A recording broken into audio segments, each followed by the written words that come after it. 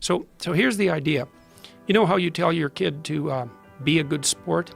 You say, it doesn't matter whether you win or lose, it matters how you play the game.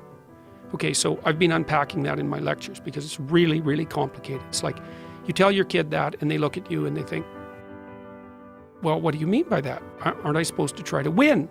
It's a soccer game, I'm supposed to win. And you say, well, yeah, you're supposed to win, but it doesn't matter whether you win or lose, it matters how you play the game. You know that that's right, but you don't know how to explain it to your kid. You say, well, you want to be a good sport. Okay, so imagine this. This is how it works, and this is crucially important. So, first of all, life is not a game. Even a game is not a game. Because a game is, most of the time, a game is the beginning of a series of games. So let's say that you're on a soccer team. Well, there's winning the game, but the game isn't the issue. The game is the whole series of games. So maybe the game is winning the championship. And winning the championship and winning a game are not the same thing. And the reason for that is, well, maybe if you want to win a game, the best thing to do is to let your star player make all the moves. But if you want to win a championship, maybe the best thing is for your star player to do everything he or she possibly can to develop all the other team members. That's a different strategy. And the reason it's different is because it iterates across time. Okay, so I'll tell you a quick story. So when my kid was playing hockey, when he was about 12 or so, he was in a championship game, just at a local arena, you know. And it was really fun to watch.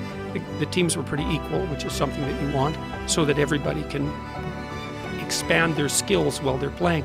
And it was like 5 seconds to the end of the game, and the other team made a breakaway and came down, and the guy came down the ice and scored. It was a beautiful goal, and it was 4-3, and that was the end of it, right?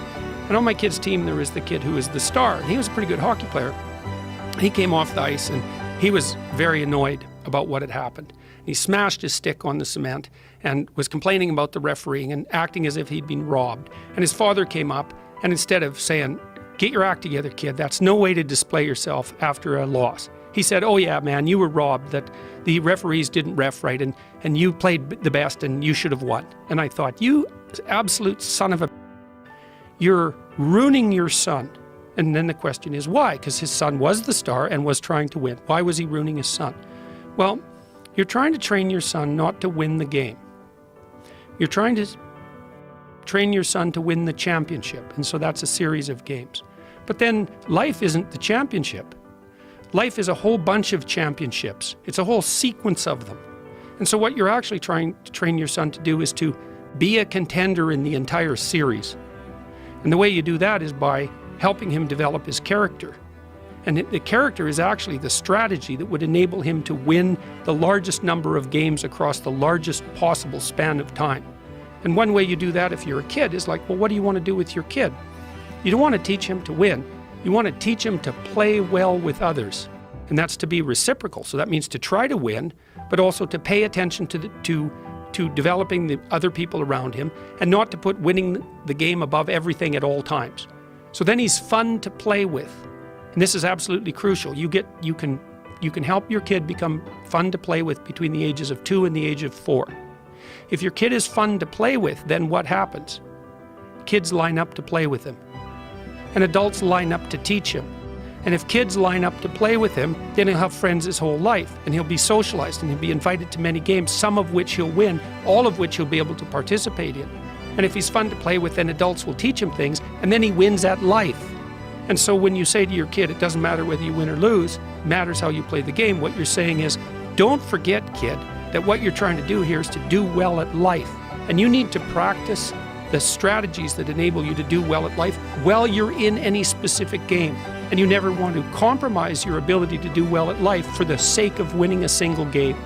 And there's a deep ethic in that, and it's the ethic of reciprocity in games. Part of the reason that we're so obsessed with sports is because we like to see that dramatized, you know, like the person we really admire as an athlete isn't only the person who wins. We don't like the narcissistic winners. They're winners, and that's a plus, but if they're narcissistic, they're not good team players, they're only out for themselves, then we think, well, you're a winner in the narrow sense, but your character is suspect. You're no role model, even though you're a winner. And it's because we're looking for something deeper.